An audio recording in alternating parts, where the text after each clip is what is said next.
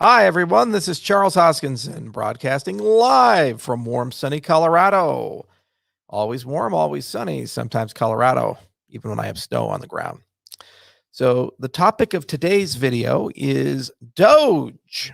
Doge, the crazy, crazy coin that never dies and has been around our industry for quite a long time. The first time at a conference I got a question about Doge, I'll never forget it. I was on a panel with Dan Larimer and David Johnston, and it was being moderated by Jason King. And it was a Mastercoin versus BitShares versus Ethereum panel. And at that time, I was still part of the Ethereum project. That was January of 2014, very long time ago. And there was a joking comment about Doge getting smart contracts before us and conquering the entire world. Doge has always been, for our industry, kind of an inside joke, a pet rock, a fun, mocking cryptocurrency, lighthearted thing. And it just always seems to be around, but it's something we, for the most part, have never taken seriously. Recently, due to the efforts of Elon Musk principally, and market manipulation by clever whales, Doge has become stratospheric and has become a haven for new entrants into the cryptocurrency space. Let's be very clear. This is a bubble. The price of Doge is not sustainable. It's going to collapse, and a massive amount of retail money is going to be lost very quickly. My belief is that after that bubble bursts, it will be a catalyst for regulators and lawmakers to get involved in our industry and hurt the entire industry. It's not a good event. And by no means is this sustainable.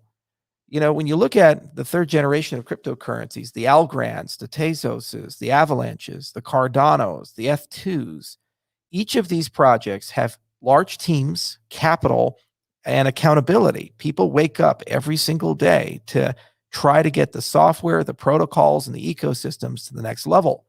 They have the aspirations or reality of use and utility. People use these systems to do interesting things or promote new business models that we've never seen before. Doge does not have a stable development team. There is no original technology in Doge. It's a copy of Bitcoin. If at 2:00 in the morning a major flaw is discovered, there will be no one who's up late at night trying to find a way to fix it. Maybe a volunteer, but no guarantee. It is a pet rock. It's not real.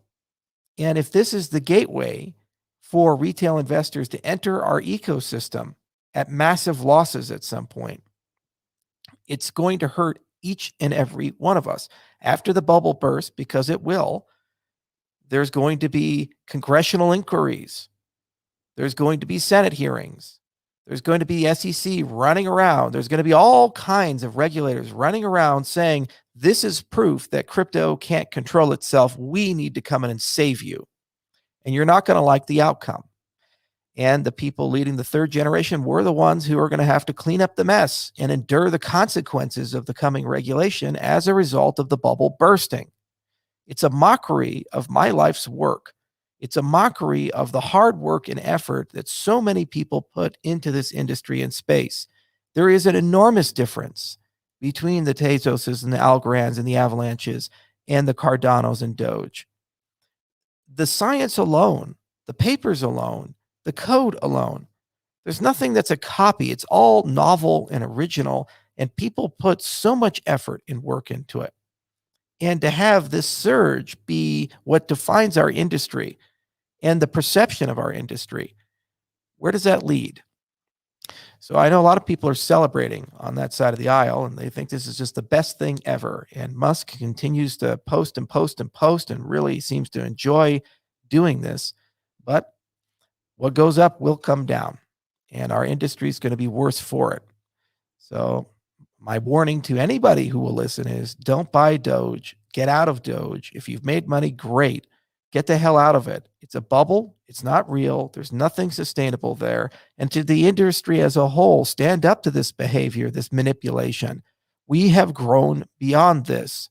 If we continue doing these things, we will be regulated to a point where we no longer have freedom and autonomy. And we're no better than the banks. You'll have to get a crypto charter, just like you get a bank charter. And it'll be an invitation only club and controlled by the top down.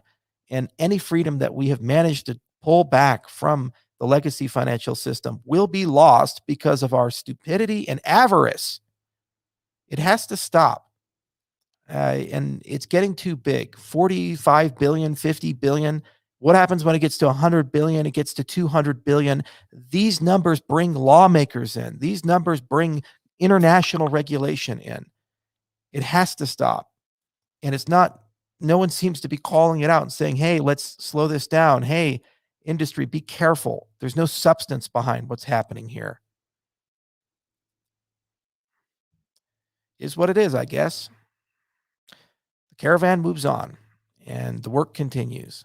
And I'll be here tomorrow and the day after and the day after and the day after, even if they're hard days, even if we get yelled at, even if we have to somehow deal with new regulations, even if we have to deal with bad perceptions of the industry going into yet another crypto winter. We endured a few before, we'll endure another again.